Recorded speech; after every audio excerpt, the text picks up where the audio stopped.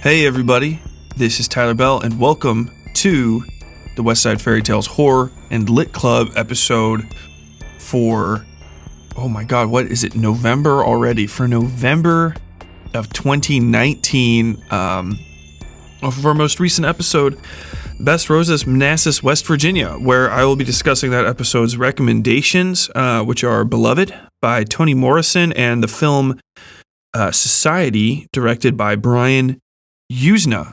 Before I hop into all that, I'll talk with you guys for a little bit. Ignore the rustling of my notes. Oh man, it just got cold here. It just got cold here today, or not today. Last week, and we have been we've been doing everything. I am just I'm so busy right now, and I know I'm going to be even busier next year because season 5 is already going to be a big thing, man. For all you longtime listeners out there, I know season 4 is the biggest season to date, and I think every season has really just been bigger than the one before it.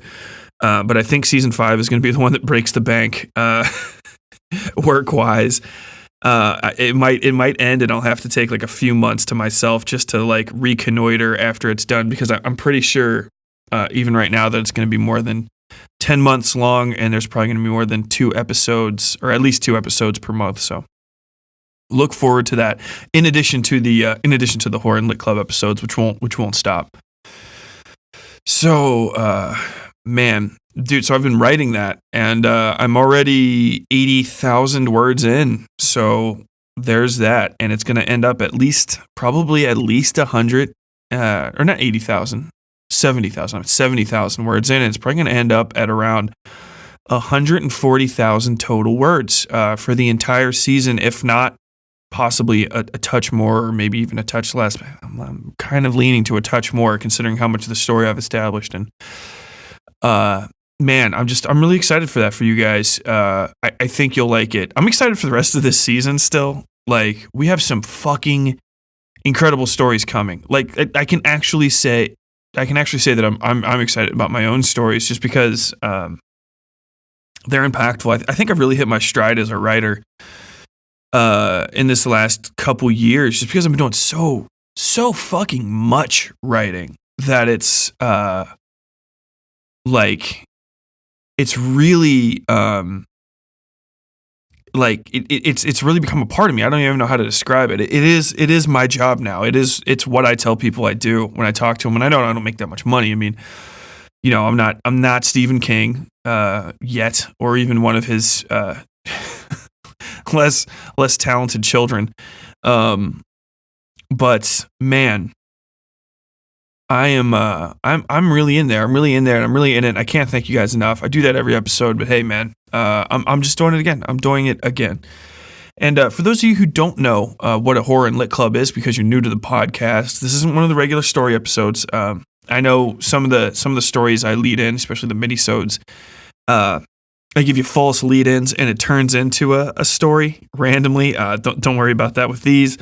These are non-canon. I mean, I don't even really discuss the podcast itself. These are literally discussions of the recommendations, and just me kind of chattering and letting you guys get to know me a little bit more as a person, because I don't like the standoffish artistic types. I don't like the people that shroud themselves in mystery. Oh, what do you think? What do you think the deeper meaning is? Because usually they're just full of shit. And if they know if they start talking, the whole illusion will collapse down around them. But I'm just me. I'm just a fucking scumbag blue collar kid from the fucking west side of Cincinnati, now living in the east side of Louisville, moving on up. And you know, I've never not been that, and I never won't be that. So I would rather just be straightforward. I would hate, I think I probably said this on a million things, but I would hate for me to ever get like some semblance of success, and for there to be like that moment where people are like, well, what we really want to do is we want to sell you as this kind of person. And I'm like, I just want to be me. So I'm just taking that opportunity off the table for people, and also creating a situation where, you know, I don't want anyone to, I mean, people still might. It's not like everybody listens to the Westside, the Horror and Lit Club, but I don't want there to be a period where people like hear me talk for the first time on like some show or something, and they're like, oh, he's not wise and enigmatic. He's just some sort of foul-mouthed fucking sleazeball. And I'll be like, yes, I am. Proud of it. I'm an infantry marine until the day I die. I don't get to walk away from that. I will forever be a machine gunner, for best or for worst. I'm an 0331 for life, dog. Generally that's for worse.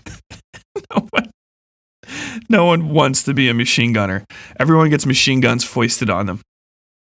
What did you want to do? I wanted to be a rifleman. I wanted to breach houses.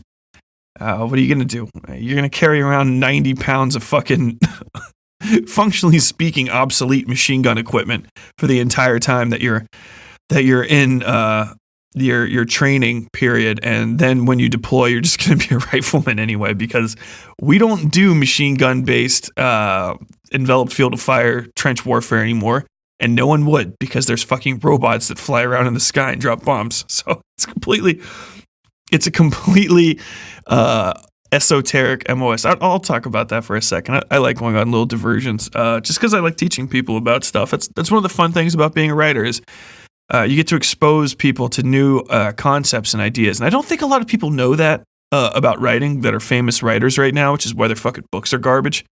They have nothing. They bring nothing. It's like, what is the entirety of your writing? Like, oh, well, I think I know how to make a kind of an unnerving little situation there. And then blah, blah, blah, blah, blah. I like to talk about myself. And that's not what I like about writing. I like writing where you're like, okay, I read a book, but then also I learned all this shit.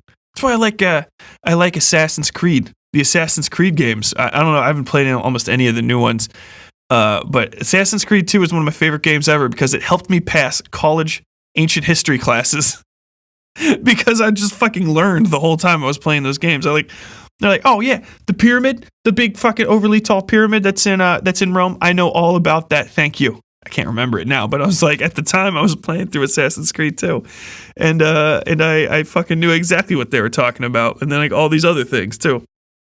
I digress, but yeah, machine guns, the machine gun MOS. And MOS is a military occupational specialty, and my occupational specialty, which is job. It's just your fucking job in the military. They're number designated so that you don't have to say it all the way out. People just know what it is. And by people, I mean like officers and logistics people, because I don't know any fucking other MOSs other than the infantry ones. And you know, the first two letters, 03, that's your like track designation. So 03 means infantry. And then 31 is my actual job in the infantry. So I'm an infantry machine gunner, 0331. And 0311 is a rifleman. And 0321 is recon. 0341 was a mortarman. 0351 is an anti-tank missileman. And 0352 is an anti-tank guided missileman. And I think an 0361 is a sniper.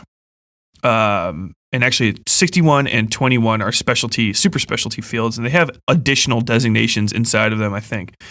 So like the 3-1 also just means that you're basic bitch machine gunner. So like 0331 means that you're a non-specialized specialty.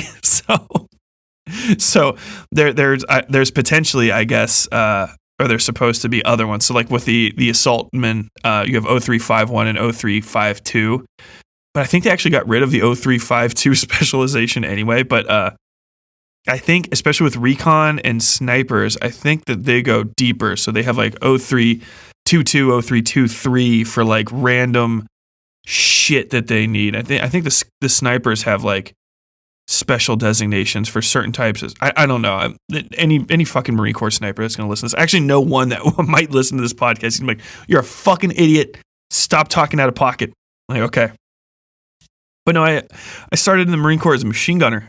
You know what? It's okay for me to talk about this because it was literally Veterans Day 2 days ago. And it was the Marine Corps birthday, 2 days before that. And man, it's a time of the year where I think about the military more than I normally do, which is almost all the time anyway. What with the lingering wonders of PTSD, you too can dream about fucking up things that already passed successfully in your life 10 to 15 years ago as well. Which is pretty much what my day to day is like. Or well, actually, a lot of my nights. I have nightmares where I've just lost my rifle and I wake up in a fucking cold sweat, like literally, like my balls fucking shrank all the way up into my stomach. Fucking nightmare, literally. But I was an 0331, which is a machine gunner, which is kind of a oddly obsolete MOS, but also not at all. So it's the only MOS. After 0311 is basically everybody has to do 0311 training, which is rifleman training. To some degree, even the Pogues do, but then the riflemen kind of go extra hard in their own thing. They get really, really good at breaching houses and stuff like that. But if you're any of the other specializations, except for recon, not technically, you have to become extraordinarily proficient in certain weapons. You're literally get put into weapons platoons. So sniper rifle people get really, really good at different sniper rifles. So they can use the M40 really good. They can use the Sasser, the Barrett Sasser really good. They can use the this, that, and the other fucking all these DRMs, and they can use all the spotting equipment. For machine gunners, you can use all the machine guns. So I know how to shoot every infantry grade machine gun in the United States Marine Corps. I could probably, dude, honestly, I was just hazed so badly, I can probably still take them apart and put them back together. Even now, even the M250 caliber machine gun, the motherfucking deuce, dude. That thing has like legitimately, I think it's 65 different parts inside the bolt alone, and like, or in total. It's probably more like 20 or something, but it just seems like so much. Like tiny little wrench-shaped pieces. If you put them in backwards, the gun won't work at all. But I digress. The good thing about the machine gun MOS is they still teach you how to, and I mean, shit might have changed. It's been fucking almost 15 years now. But they teach you how to employ the weapons and stuff, and how to take them apart, how to clean them, and to the point where you're kind of invaluable in certain situations, because people still get 240s, M240 Golf medium machine guns, or M240 Bravos, whichever kind of deal you're using. They still get those to put them on top of vehicles. In addition to, if you're in a weapons company, much heavier ordnance like the M250 cal, or my personal favorite, the Mark 19 fucking heavy grenade launcher, which is just literally. It's akin to a sort of like it's almost sexual how fucking powerful that gun is. It's a machine gun that shoots grenades. Like, I don't even know how to explain that. It is the funnest fucking thing to shoot, and the most dangerous of the weapons that the machine gunners can use, because the grenades can just get stuck in the barrel and explode. It's called stove piping or banana peeling. You literally blow the end of it open like a fucking cartoon. It looks like a fucking old Looney Tunes cartoon where they blow the end of a gun up. And I digress, and just ignore my perverse attraction to heavy weapons. It's a lingering ailment from my time in the Marines. But a lot of the employment of the weapons is kind of old school. Things might have changed, but I was in the heart of the Iraq War.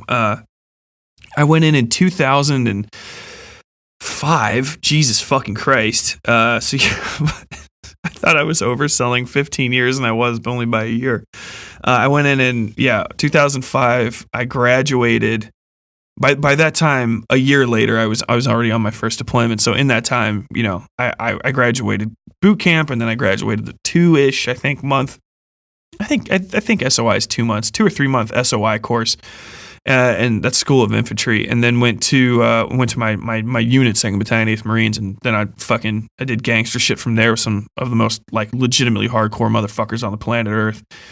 But when we were teaching, they were teaching us how to employ the weapons. We were like learning trench warfare shit. So it's like, like, hey, run up here on a berm and shoot from like this area and lay down suppressive fire so that people can approach an objective. And that's like not even what you do most of the time, almost ever. I mean, it's a functional and a valid tactic, but it's like, dude, I went on 3 fucking deployments and we never used it once, because you can't really do it against non-conventional forces because you can't just lay down a field of fire into a city. You can, but you're going to end up on the CNN. And Hillary Clinton's going to call you a monster. She's the real monster. No, I'm just kidding. No, she gets fucking, that lady gets more bloodlust excited for a fucking kill than almost anyone I ever met in the Marine Corps. You should look up the video of her talking about killing Gaddafi. Dude, she goes in. She's really excited when they got him. I digress. So that was just a weird thing, and now you guys know a little bit more about it. But when we use the guns, most of the time it's all top of the car patrol based. So like you put your medium machine gun up on top of a Humvee or a fucking 2-ton, 7-ton MRAP Cougar or whatever the fuck they're calling them right now. I can't remember the goddamn different things, but a million different trucks. Every single one of them has basically the same fucking turret assembly with minor differences, but the things go in the same. And then you're just half the time teaching a bunch of fucking idiots how to, and by idiots I mean infantry, riflemen, which crayon eaters. Close to my heart, crayon eaters. Teaching them how to use weapons that are legitimately above their fucking intellectual pay grade half the time. I don't know what it is, but dude, you get dudes that are so confident that they seem like they're smart as shit, and then you have to like ask them to do some basic stuff. And you're like, "Fuck, dude, what fucking ASVAB score did you get to get in the military?" And you legitimately cannot comprehend how to fucking lift a feed tray on a 240. It's the same as the saw. Like, don't make fun of me. My teeth are full of crayons. I can't think with you yelling at me. Dude, we talk by yelling. What the fuck are you talking about? I think, guys, there's a lot of really smart riflemen out there. Intellect and placement in the Marine Corps just makes no fucking sense, because as stupid as some of the fucking, as dumb as some of the guys I was in the fucking infantry with, I swear to God, man, you'll run into people in the S1, S2 shops that are fucking unreal. That's like logistics and intel. S1 is intel. Intel people are a fucking dice roll. That's why half the time you find out somebody was crazy and they became a serial killer after the military. Oh, let me guess, not infantry. They were in fucking intel. And they're like, yes, they were in intel. Like, you sociopaths fucking love each other. I don't know what it is, but that whole area, they just attract the fucking biggest collection of mental deficients. It is mind blowing. I digress. So with that little bit of military history out of the way, and you know it's Veterans Day basically. I'm recording it 2 days after. It's going to come out less than a week after Veterans Day. But as a final caveat to that, before I hop into the reviews, let me just say thank you, everybody, every veteran that's out there, and you served honorably. Thanks, man. Anybody that served dishonorably, eat shit. Fucking idiot. What the fuck? How did you fuck that up? Dishonorable. Dude, it is so hard to get a dishonorable discharge. It's literally like, it's basically fucking, you have to almost murder or like rape somebody or be caught like hardcore drug peddling to get a dishonorable discharge. It's not as cool as in the movies where you like punch an officer in the face. How'd you get a dishonorable discharge? My officer said, shoot these fucking civilians, so I punched him in the face. Never happens. I've seen officers get fucking punched in the face by Marines for fucking up in combat. Hardcore, a swift thrust to your jaw off the wrist launcher, flat out, bro. And they were taken up on NJP that was dismissed because the colonel found out and was like, "Are you fucking serious, Lieutenant? You're lucky he hit you, because you'd all be dead instead. You fucking moron." All that happens is you get fucking delayed for picking up rank. Like, oh, I'm not going to make corporal in my 4 years in the fucking infantry. Oh, what now? As though I was ever going to pick up with these fucking MOS grades in the first place. Eat shit, I'll take it on the chin. No, most of the time, people get a dishonorable discharge. They are fuck-ups, dude. I know guys that got kicked the fuck out of the military, spent the entire time, the rest of the time, they're in the brig, They spent their entire time in the brig, plus like an additional amount of time because they committed a war crime of sorts, and they still got a fucking like ADSEG medical discharge, which after a while can become like close to, but not quite, an honorable discharge. Your boy Tyler Bell, host, creator, and sometime guitarist for the Westside Fairytales, honorable discharge, straight up. Still got NJP'd at least twice while I was in the Marines. Still got out with my good conduct award though. So, blop, blop. For real, anybody that was in the military, thanks a bunch for your service. Thanks for your support, especially. I get a lot of stuff. I get a lot of letters from guys that were in the military that are just happy to see a vet doing it. Because I'm not going to lie, it doesn't seem like you can. There's tons of veterans that end up in, creative fields and stuff, but it's not a place where you feel like you have a lot of individual value when you get out. Not a lot of people get out of the military feeling really good about themselves, even if they say a lot of like pro self-confident things. It's a real mind fuck being in the military and then getting out of it and being like, I can do something on my own because I can create things. It doesn't always quite work like that. But if you're out there and you're a veteran, you're thinking about trying to make something, if you want to write stories about, if you even just want to try to tell the story of your own time while you were in, go for it, dude. Just fucking go for it. Don't let yourself get hung up on, like, oh man, the guys found out I was trying to be creative and shit like this. They would make fun of me. You remember that one time you told a joke and it didn't go over well in the cafeteria, and that shit just fucking like lays on your heart, the mess hall. Don't let yourself get hung up. Go ahead and try to make some shit. Go ahead, learn how to draw, learn how to fucking type, and then just stick with it and make some stuff. And we're out there for you. And honestly, not a lot of people say this, but because it's not as important, but I still think it's an important thing to say to all the people who support military people out there, especially sons, daughters, wives, mothers, husbands, and fathers. Like, y'all motherfuckers are the glue, really, that holds the military together. The military is its own sort of family, but it's so fucked up and defunct and incestuous that no one should ever claim it, unless you're an infantry machine gunner. Best brotherhood on earth. Fuck the police. Goddamn infantry. The most savage of cats. But no, for real. Like, if you're out there and you've got people serving and you stick by them, it sucks waiting for people to come home. It especially sucks knowing if you're an infantry wife or an infantry mom or dad, like waiting for people to come home. Especially like when I was out there. I was out there 06, 07, and 09 and 08, but not all of it. Like just 20 months total. When I was out there, I know it was hell on my mom and dad. And every time they turn on the news, they were like, "Wait to see my picture," because the news finds out shit way before the fucking military can get out there. And I know it's a nightmare. There's still people out there fucking scrapping in Afghanistan and in Iraq and shit today. So hey, from the Westside Fairytales family out to yours, like stay strong, be some badass Blue Star people, and keep supporting your vets. On that note, into our first story, which is even more darker than the mildly dark stuff I was just talking about. So the literature recommendation for this month is "Beloved" by Toni Morrison, which was written in not written but published in 1987.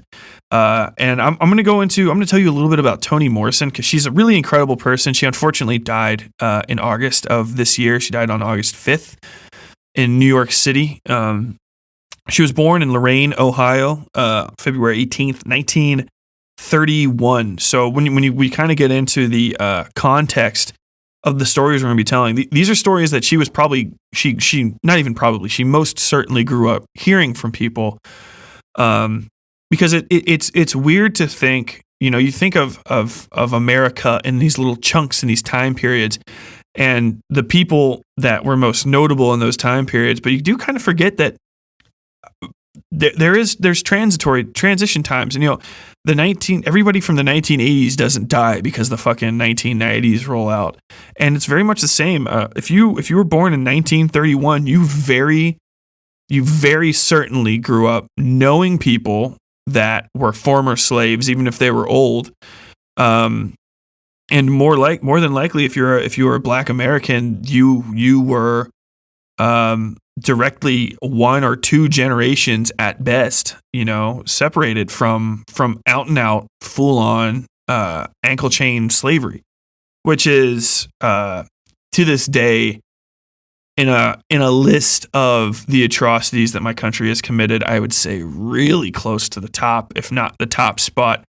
The only other people that could kind of knock you for it would be the Native Americans, and I don't think they're really in a pissing contest with Black America over who got fucked harder by the white man. But yeah, it was real bad. It was real bad on both sides, all sides. Yeah, don't even really know how to hop into this, but Toni Morrison, she came from that. Or even if not quite from, so close as to be indiscernible. And Lorain, Ohio is, I'm pretty sure, pretty close to Cincinnati, if not like one of those like suburbs that's technically Cincinnati. I don't know it personally, but most of Beloved, the novel that we're going to be talking to, takes place in Cincy, and Cincinnati is an odd city with a strange racial heritage in relationship to race and racism and slavery. It's literally it's a bad taste in your mouth, but not an absolutely broken heart. It's the way I kind of think of my hometown. I was born and raised in Cincinnati, by the way. I think I mentioned that a little bit earlier in the podcast, but I'm from the west side of Cincinnati, so I am a Cincinnati person. I was born in, I think, in Price Hill. I was baptized in Price Hill, fucking Holy Family Church, Catholic.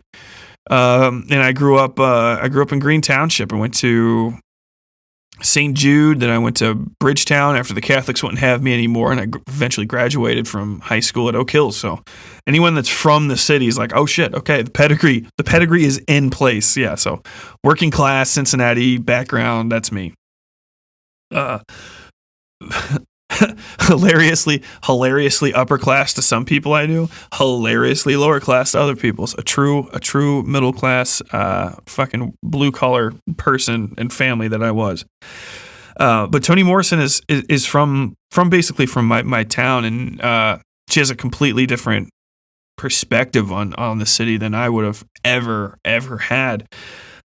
If you don't know, Cincinnati was basically one of the biggest last stops on the Underground Railroad, to the point where it's a crucial thing to this telling, but also to a lot of other stories. There's the actual finish line for getting out of antebellum South. The antebellum, no, it would be the pre-bellum. Antebellum means after war, so the pockebellum. I can't remember my Latin. I'm sorry, but the before the war South, pre-war, full slavery, no emancipation proclamation South was the Ohio River into Cincinnati, and there were a lot of people in Cincinnati that would take care of slaves, and basically still even when you got across the river, like. The best part about that was the states did not have an active, or from what I understand, did not have like very much of an active, like, we're going to look for slave things, and people would just ignore you. They'd be like, okay, all right, go ahead. I don't care. As opposed to the South, where people would be like, that's human property, which just most like, just even saying it's so fucking gross. But like, once you got to the other side, it wasn't, fucking sunshine and roses, but it was so much better than the other side of the fucking river that it kind of hard to even like describe. And honestly, like, a lot of Beloved is about that. But just to finish my Toni Morrison minor terrible biography. She was born in Lorain, Ohio. She was awarded the Pulitzer in 1988 for Beloved and the Nobel Prize in Literature in 1993. And she's the first Black woman ever, period. The first Black woman ever, period, to win a Nobel Prize, which is fucking amazing. She was also the first Black female editor at Random House. And in May 2012, President Barack Obama, the first Black president, awarded her the Presidential Medal of Freedom, which is the highest, I believe, the highest civilian award that you can be given in the United States, and by far the most prestigious. I believe it takes an act of Congress to get it. It's very similar to like the Medal of Honor. And for you Canadians and Australians and Brits out there, it would be similar to your OBEs and knightings.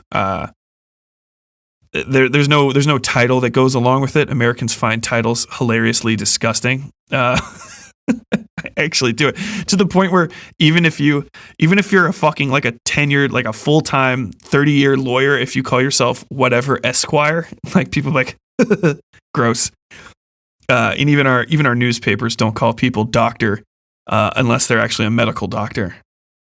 Which infuriates people with doctorates, but honestly, it's for the best, because your doctorate means literally nothing to the lay people. So why do I care if you have a doctorate in chemistry? I don't want anyone running to your house in the middle of a fucking emergency trying to get some staples done because they think that you're a real doctor, like a medical doctor.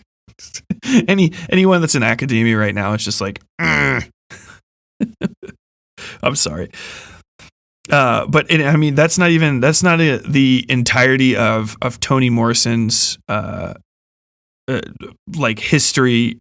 Please look her up. She's a very fascinating woman, and I can't even say like 5 words without going off on a tangent. If I tried to do Toni Morrison's biography on here, in addition to talking about the novel that she's most well known for, I'll never get to the second recommendation of the day.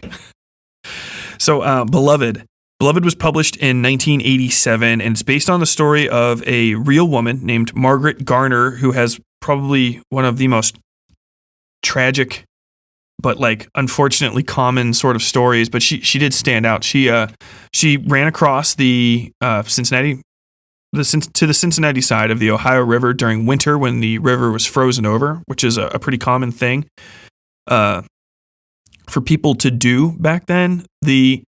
You don't want to try to swim across the Cincinnati River. It's extremely broad and fairly busy in the summer months and stuff. So you're very likely to get spotted and caught. Even at night, they've got night barges and stuff going over, and people would go over by boat and stuff. You know, it's not like they would stop trying to run away from it. But the best time to go would be in the winter when it was frozen over, because then you had a straight shot to run across, and because if the current was especially strong, the current on the Ohio River leads straight back down into the south, into the Mississippi River. So if you miss your shot and you float too far past the city, which is at the very, very corner, you're going to end up getting backtracked extremely fast. Like the river flows pretty quickly. I digress. Margaret Garner fled. This was in 1856. She escaped Cincinnati, and she was famous for killing her child. She murdered her own infant daughter, I believe, with a butcher knife rather than let her be taken back into slavery when slave catchers, which was still legal under federal law, came up north of the river to bring her back to the man who said he owned her. I know the proper nomenclature, I guess you would say, to use in this, but like I don't want to ever fucking call someone else's master. It's so fucking gross. With the notable exception of my friendly freaks in the BDSM community, no one should ever be subjected to that sort of, even in memory. I don't like using it. So the man that said he owned her sent, I think federal marshals accompanied these people, and they hunted her down north of the Ohio River and found her. And rather than let her kid, who she knew would be taken back, this is still 8 years before the Civil War and the Emancipation Proclamation, and any surety that there would be truly free black women in America, black women and men in America. She could only operate off of the assumption that her daughter would be taken back. Her daughter was what they called at the time mulatto. She was mixed, and mixed because very obviously Margaret had been raped by her plantation owner, piece of shit, in fucking down in Kentucky. And actually, I think he lived in the Louisville area where I live now. So that's the nature of the two cities I've really called home in my life. And not far, it's an hour and a half drive, but I mean, that walk was probably something in the line of a couple weeks at least, if not months, depending on the terrain and the heat in the area, so to say, the search heat, not the physical heat of the air. So it's so exhausting. But I shall persevere. So she killed her kid because she knew her kid, very much like her, would be sold into slavery.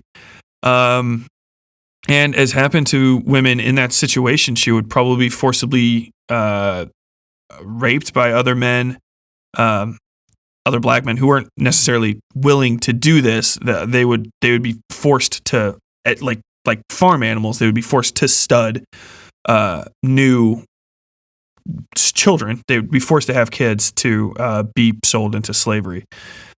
And that it's like I don't even, and I'm gonna try not to like sermonize and shit during this. There is no part of my brain that will allow me to say like it was just the nature of the day that these things happen. It is impossible to me.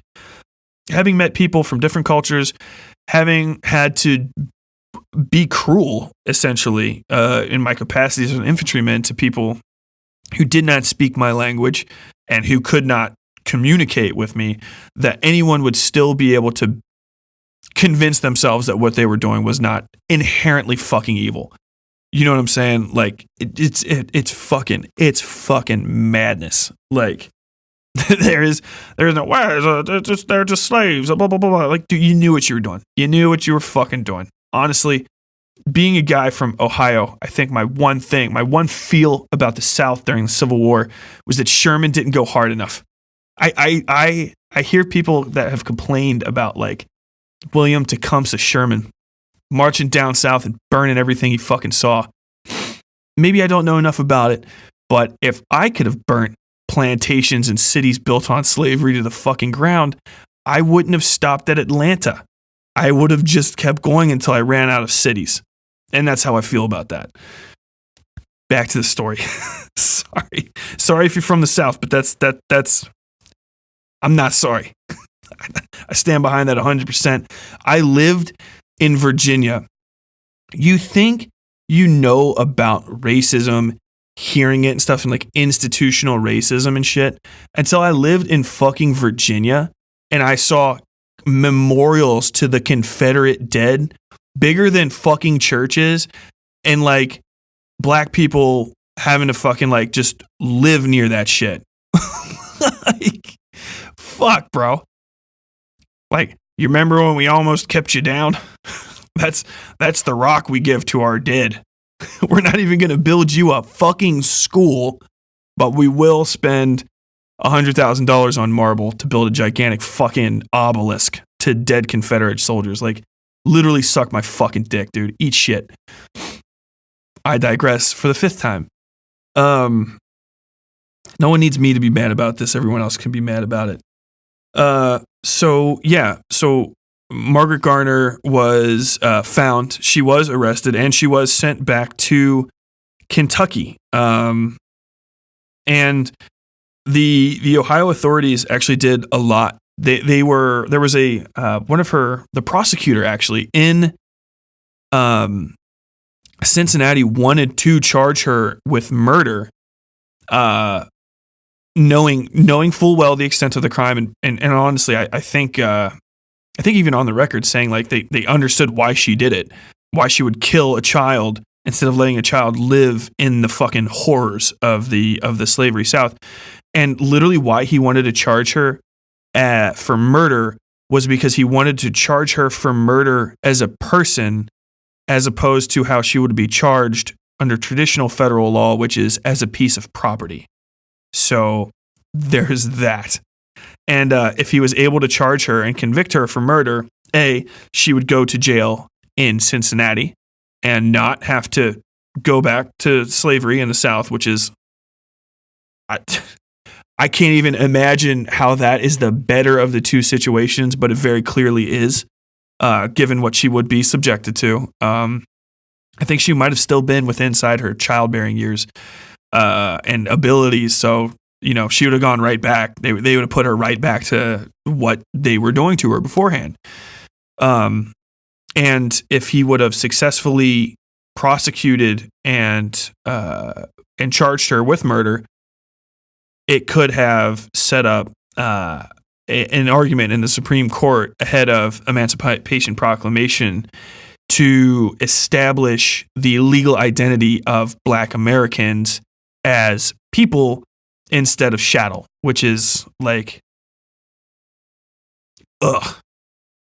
Sorry, I'm getting pissed here. I'm going to continue on. So she was actually, and this is the real person. This is the real person. Before we even get into the story, she was sent back to Kentucky, and to avoid the authorities, because the Cincinnati or the Hamilton County would have been the Hamilton County Sheriff's Office was charged with going down south and arresting her, because a warrant she was returned to Kentucky, but while they were processing the warrant, she was sent back down to Louisville. And the sheriffs were charged with issuing the warrant, but they could not find her because the slave master, piece of shit, fucking kept moving her around. So that they couldn't find her, arrest her, quote unquote, and then bring her back to Cincinnati. And eventually he sold her to his brother in Arkansas, who sold her to some sort of plantation home, I think in New Orleans, where she eventually died in 1958 of typhoid fever. If you don't know what typhus is, it is like one of the worst fucking diseases you can get. And it's literally a disease that kills like the poor and filthy. Like it comes from, it literally gets into houses, from what I understand. One of my favorite books, or literally my favorite book, Voices of Glory, which I'll eventually recommend and talk about at length, but I get all weepy when I think about it. One of the woman is very concerned with health in it. Basically the main character, and she talks at length about typhus. And if there's a house where people are getting typhus, you literally have to demolish it, and open sewage pits and stuff is how you get it, and it will destroy a fucking community. And there was an outbreak where she was, where Margaret Garner was, and it killed her.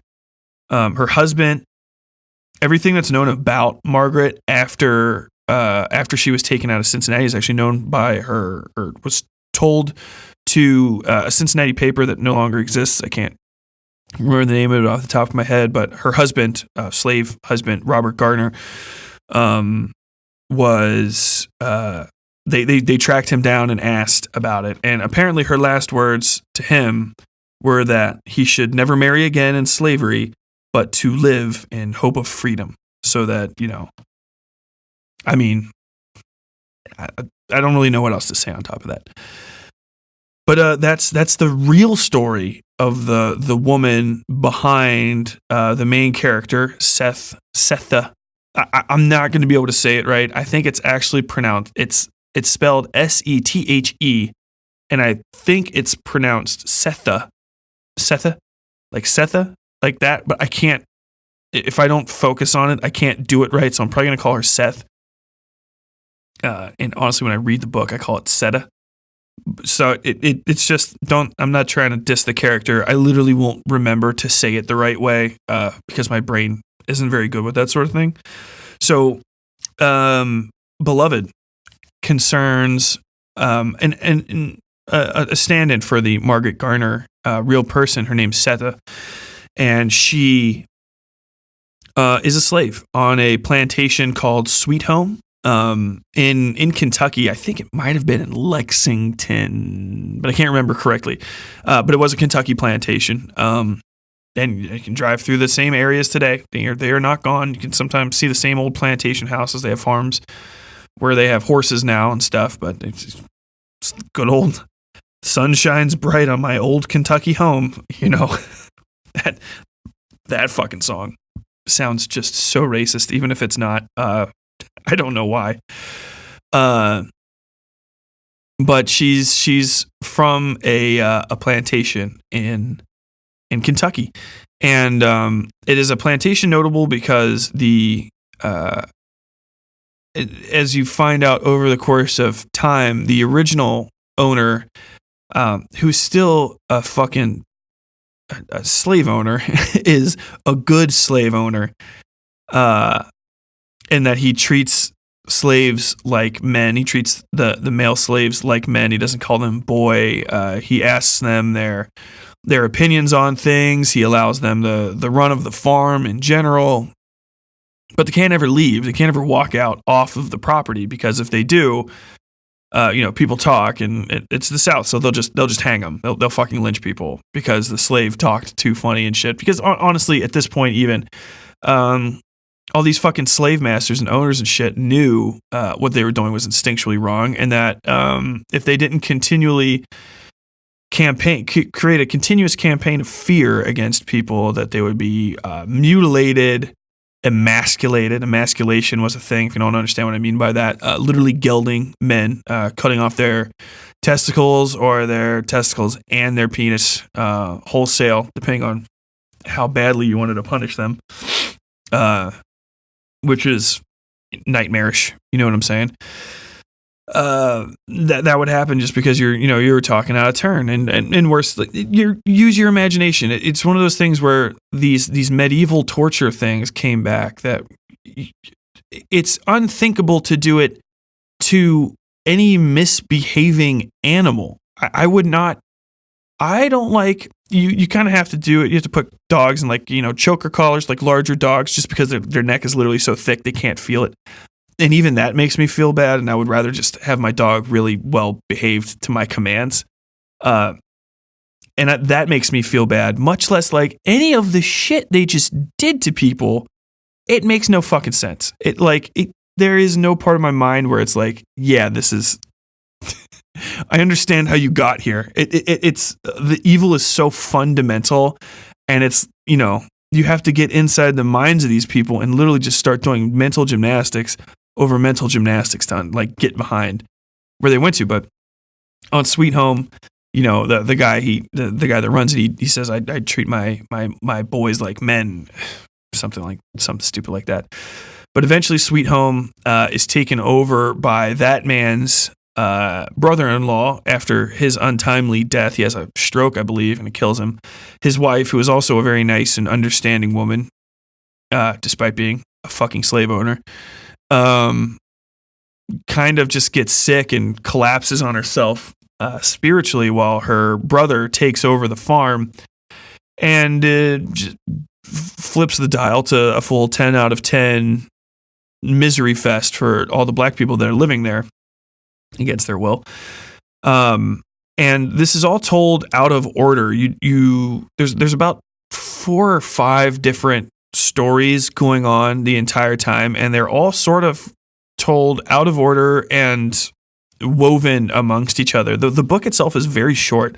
I read it over 2 days in 2, 3, or 4 hour sessions, and got the entirety of it out. Actually, I read it over 3 days. But it's a really, really trippy novel, and it's just it's probably the best way to experience all this stuff, because she packs so much information into these pages, and you get a lot to learn about all these characters. There's also Paul D, who is her eventual boyfriend, sort of man in her life. Later, after Setha escapes from slavery, she runs away off the plantation. They all do at the same time. One of their number doesn't make it. A guy named Sixo, who is caught. His feet are burned, and he's eventually shot because he realizes that the slave runners the woman that he was in love with, who was pregnant with his child, got away. And it's not Setha, it's a different woman entirely. And he starts singing the kid's name and laughing because he knows that kid isn't going to be caught by these men, which is like it's an incredibly powerful, if short scene. And from there, they go to the other side of the river. Paul D is caught shortly after this. I think he kind of just bums around through most of America, which kind of highlights the, like, if you don't understand things about slavery, especially if you come from, honestly, if you don't understand things about institutionalization, which is really one of the larger themes in this, although no one's really talked about it because, it's slavery kind of obviously overshadows it, but it is very much the institutionalized mindset, which I understand from being in the military. You get out, and once the structure, no matter how painful the structure was, the structure can take you apart so that it's the only thing that's holding you up. And once it's gone, you actually end up missing it to a certain degree in an ugly way, because it was at least, something that could keep you together, even though it's what really broke you. And even if you're trying to flee that thing, you'll find other things that are similar to it. You know what I mean? And slip back into that role because you've been broken as a person into believing that existence is the one that you're supposed to live, which is one of the more overarching themes of the book, in my mind, at least. But Paul D runs away, and he ends up talking to some Cherokee folk, and they point him on the right direction to get north. He never knows if he's made it north until he finally arrives at what they consider the north, which is where a certain blooming flower, you stop seeing it, and he gets all the way to fucking Vermont. Because it's kind of a nod to the fact that what's north and south doesn't necessarily conform to the borders that the Americans established after they took over the United States land mass. There's so much ugliness in this book, but he ends up on a chain gang, which is like legitimately one of the most nightmarish scenes in the book. They like live in a hole, and one day they all escape basically because it's either do or die, because the hole starts fucking flooding, and they basically push their ways out, and they all run for it. And ultimately, they all come to live in this house north of the Ohio River, where Baby Sugar, who is, that's what the woman's called. She's an old woman, but that's what they call her, because that's what her sort of name was to the other slaves. And she had a quote unquote real name that was on her slave papers, and she's like, that's not my fucking name. My name is the name that I'm called. Stop trying to give me new names. That ain't my shit. You know what I'm saying? So, and then the main events of the story happen, and Setha is confronted basically by the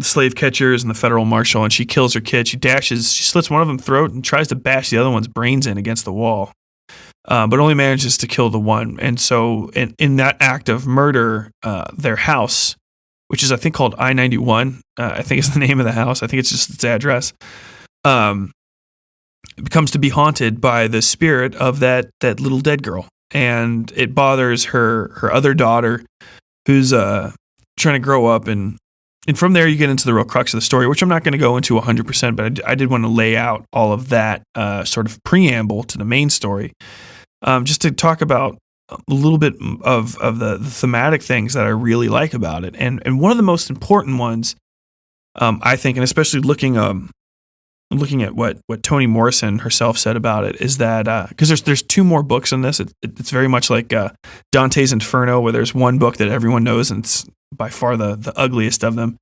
And then there's two other books in the quote unquote beloved trilogy, which I have not read, much like Dante's Inferno. I have not read the Paradiso or the Purgatorio. So, and maybe one day, he says, knowing that day will never come. With those two, at least, I might read the rest of Toni Morrison stuff. But it's, Seth is haunted by this ghost, which is the best kind of ghost, which is a maybe it's there, maybe it's not, and it's kind of haunting everybody. It's very, very directly described as being a physical thing that is at times both repulsing and enticing to members of the house for different reasons. Her daughter likes the ghost beloved because she wants a sister and she wants companionship because her mother is often very distant. People think that she's uppity, is what they call it. Like she puts on airs and stuff. And she's sort of aloof and, like kind of she's got a holier than thou thing when in fact she's actually just very, very depressed and anxiety riddled and suffering from extraordinarily bad PTSD symptoms, in all honesty, and a lot of survivor's guilt and guilt in general for various things that she's done or had to do or had done to her. And so she's an aloof, lonely person because of this, and it's very sad. It's even more sad because I understand that character. I mean, obviously, I can't quite wear her shoes, but I've had them on my feet after a fashion. I've had survivor's guilt, still have survivor's guilt to this day. It's a fucking nightmare. I've had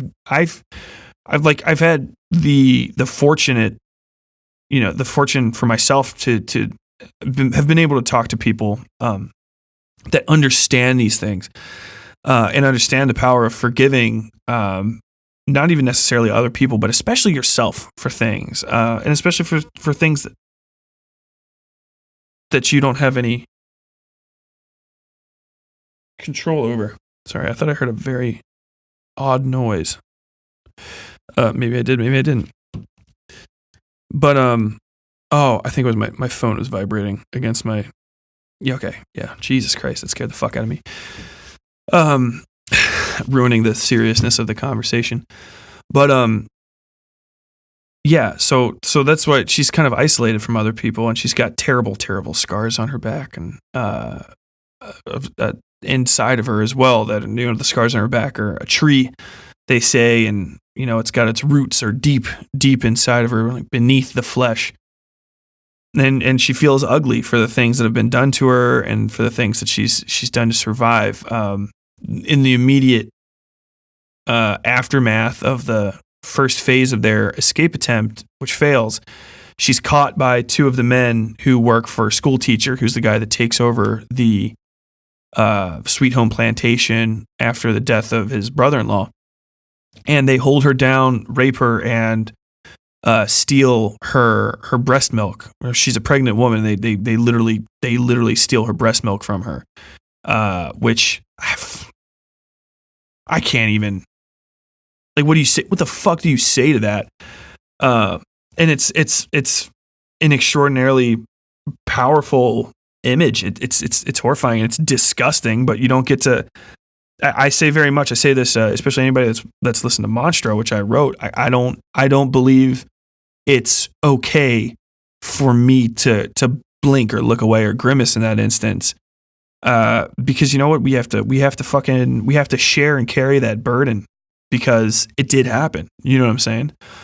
And you can't make that person feel better by ignoring it, which is very much what kind of happens to her in this, and that is where Beloved is.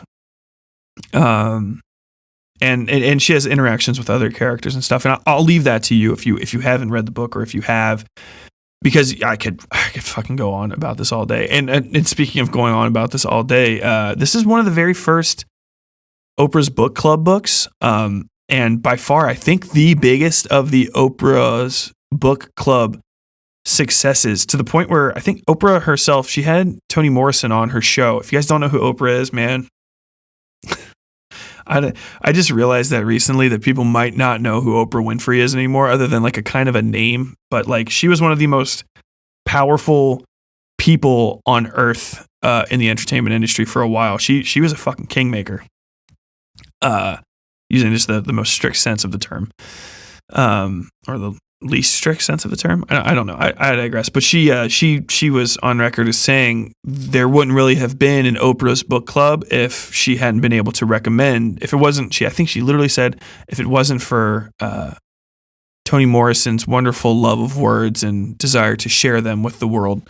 So, like, she suggested that book on like national television during the daytime, and it's wonderful that it's out there. I mean, it really is, because you can forget stuff. I mean, and you shouldn't, but you should, but you shouldn't. You know what I'm saying? Like, well, actually, no, you just shouldn't forget stuff. You should forgive things. It's the hardest thing to do. It's the hardest thing to do, and you can't tell somebody to forgive other people. You can suggest it. You can suggest for people to forgive themselves. You can't make them do it, or it cheapens the experience. I tell you that as a person that has experienced some things personally, you know. But like, don't worry, I didn't do anything horrific. Most of what I hate myself for is fairly banal. But that is very much what the character of Beloved represents, is the things that you have lost and sort of overblown in your mind, you know, innocence and beauty and youth and promise, and how all those things, the character of Beloved is a greedy, selfish, and self-absorbed monster of sorts. And by the end of the book, she has literally, they say it, she's grown to overshadow the woman who is her mother, so to say. And I think that works on obviously the direct level is a horrifying image, but as a metaphorical construct, it's fairly amazing. She let her guilt and her truly nostalgia for in the most direct sense of the word. I think there's a better German word for what I'm trying to think of, but I can't quite bring it to mind. But basically, getting lost in the daydream of how much better life would have been if, you know, things would have gone right here, or things would have gone wrong for other people, and you could have had this fantasy, this utopia, basically. That's what Beloved comes to exist, and eventually it's not. I think most importantly to this story, and this isn't something that you see very often in American films in general, and I really wish it was there, is that she doesn't have the ability to shake it off on her own. Her community comes out. All of the women in her community come out to shake this demon basically out of this woman's home, both physically and metaphorically. It's actually done. A woman just strides up and clocks Setha when she runs up to try to stab a guy. But that's all kind of moot to the point, although it's not. But I'm sorry. I get tangled. It's a very tangly story, by the way. You will, if you haven't read it yet and you're trying to see whether or not you're going to get into it, you have to get past the first like 20, 30 pages, and then like it'll hit you like a pile driver, where you get the first impact and you're like, what? And then the shot will land and you'll be like, oh, God damn it. This is really good. This is really good. But yeah, you know, sometimes and not even sometimes, most of the time it takes, you know, other people just working on you for a while to help you get back to where you need to be, in her case, to just to be a human being that's her own person again. Because that's another thing that kind of, I don't know if people have really talked about too. I didn't really read. I don't ever read other people's criticisms on books unless I'm forced to for college, and I haven't been in college for almost 10 years now. God, that's actually true. It's like 8. No, when did I graduate? 6 years ago. But yeah, she like I said earlier, she reverts to, because she doesn't understand how to be her own person, she reverts to becoming a servant again and serving someone and waiting on them hand and foot thanklessly. And the crazy part about it is when it's described in context of white on black enslavement,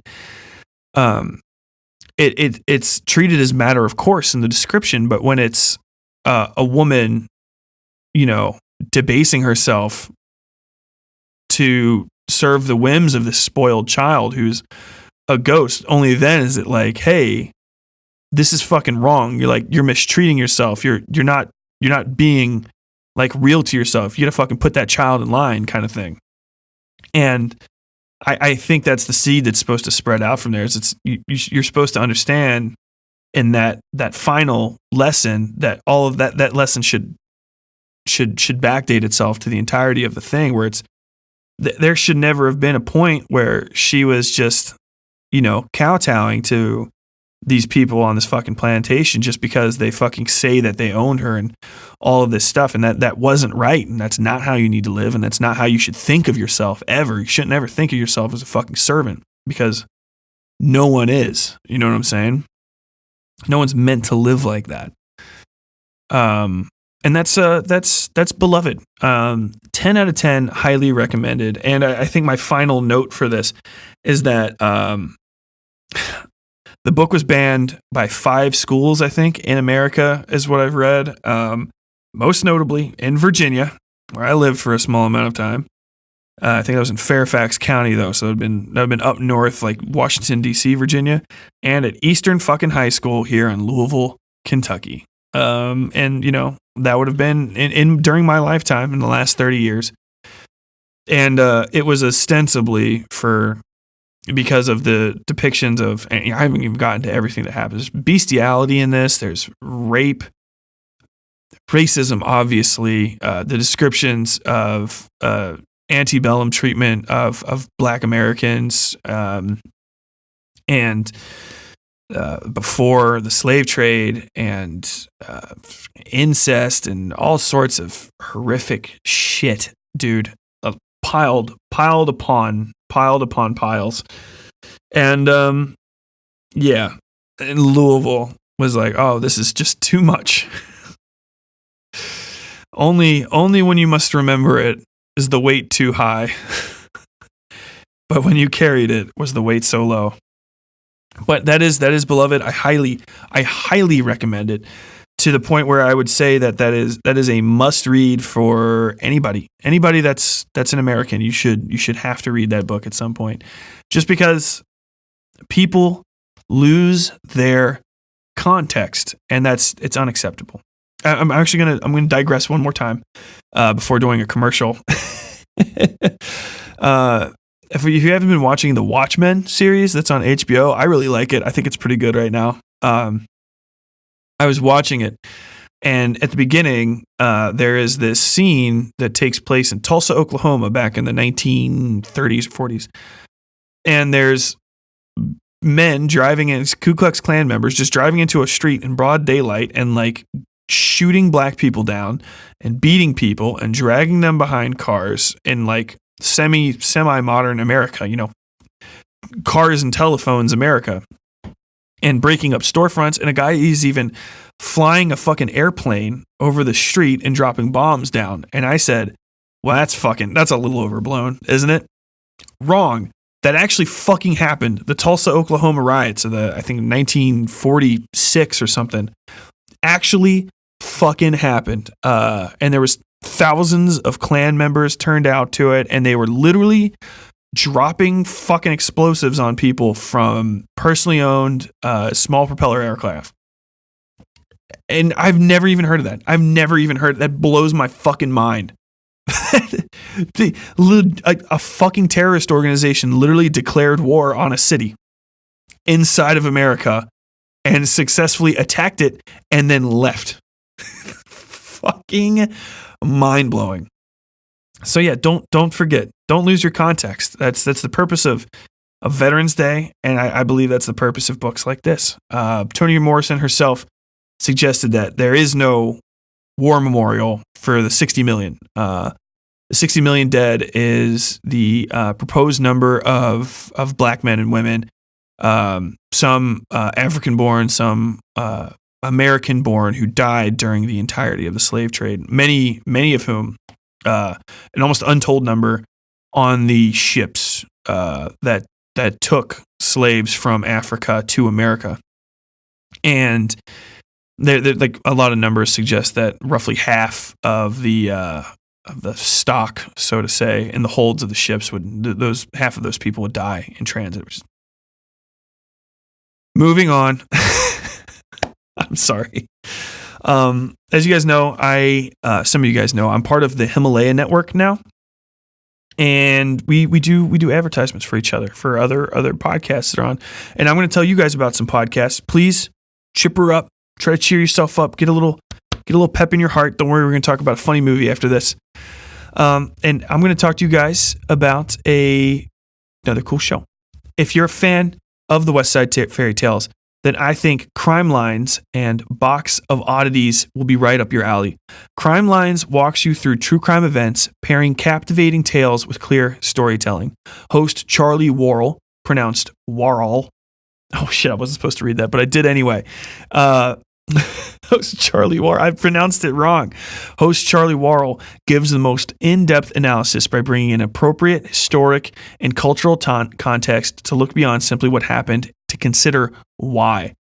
Download the Himalaya app, search Crime Lines, and enter promo code Charlie for your first month of premium content absolutely free.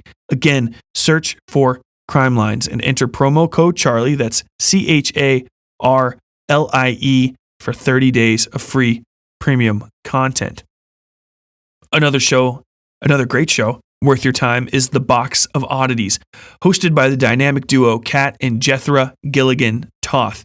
Twice a week, the couple surprises each other and their listeners with stories of the strange, bizarre, and the unexpected. Download the Himalaya app, search for Box of Oddities, and enter promo code BOX, that's BOX, for your first month of premium content absolutely free. So what are you waiting for? Go check out Crime Lines and Box of Oddities on the Himalaya app today. I sincerely enjoy both shows, and you will too. So, oh my lord, I'm going to drink a little bit of water because I've been yammering. It's gonna be a long episode.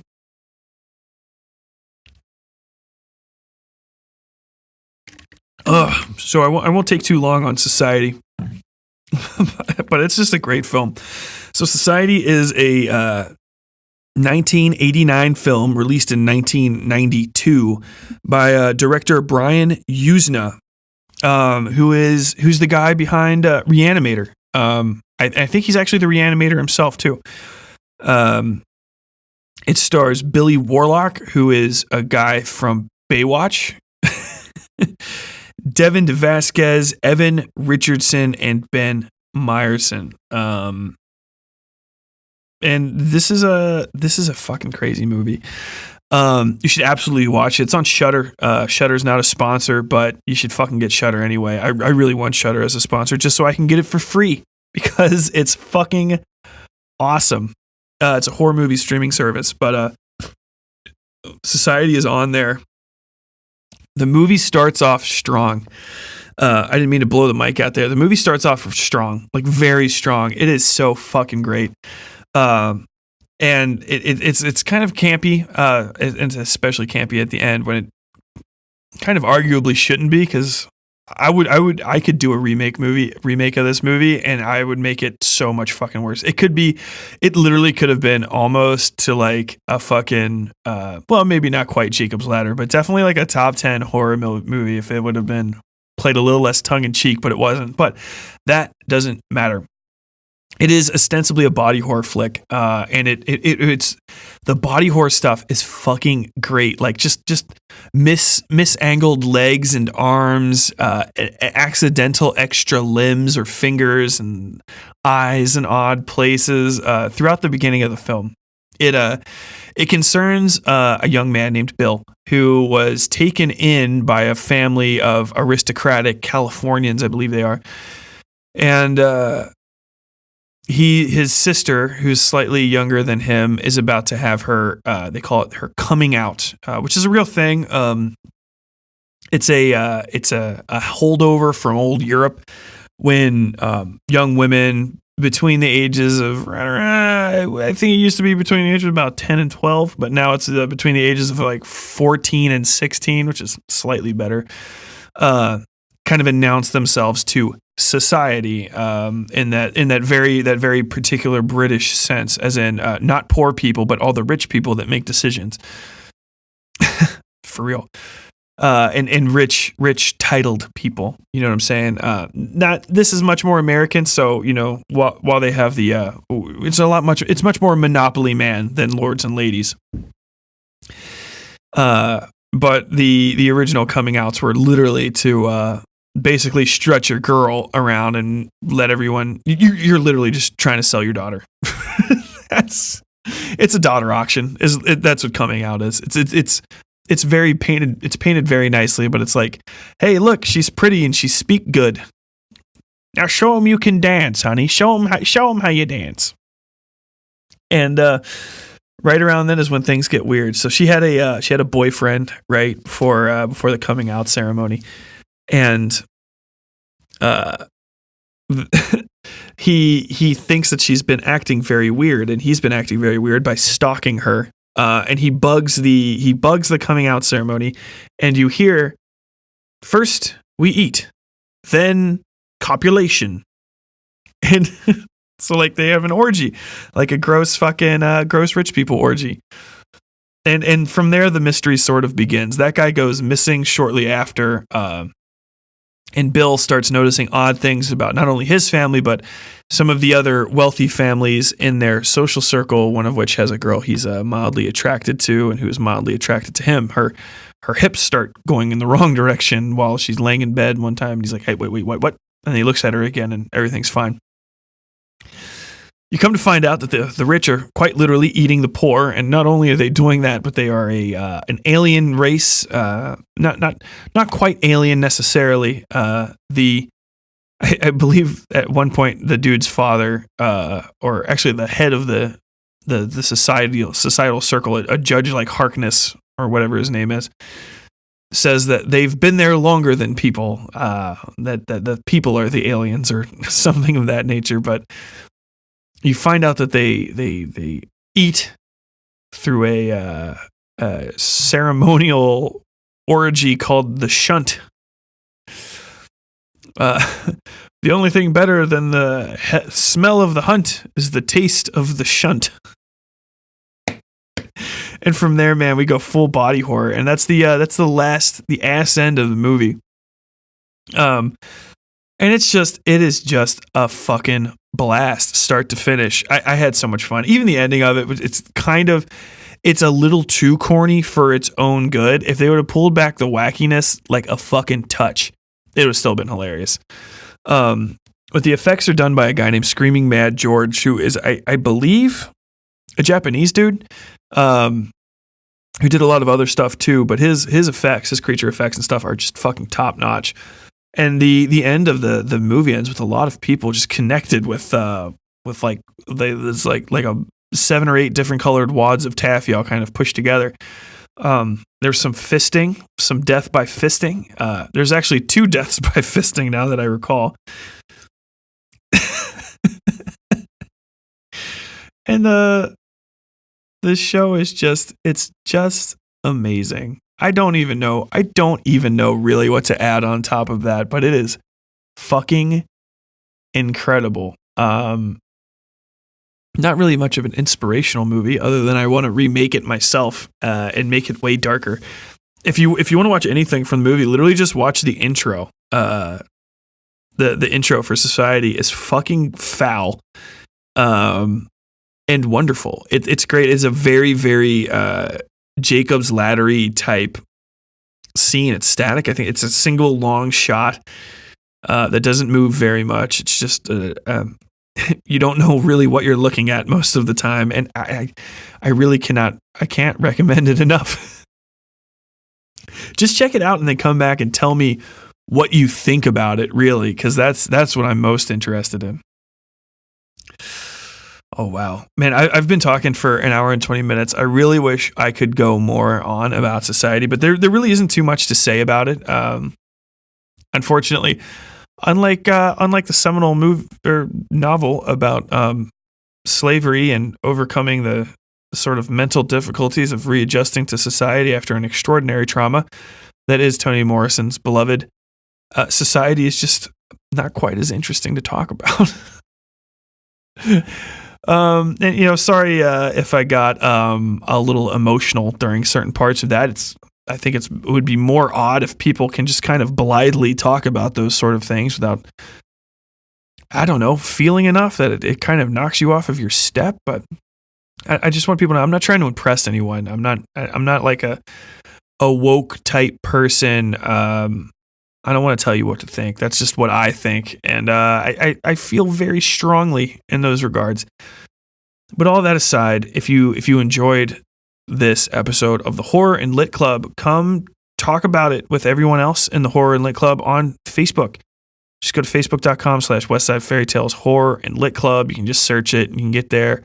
People are talking about different stuff all the time. Movies, video games, books, anything horror related or even mildly horror related or anything literature related at all. It doesn't matter what kind of books you want to talk about. If you want to talk books, come and talk about them with us. You can talk about the podcast too at large. You can make fun of me if you think my recommendations are stupid.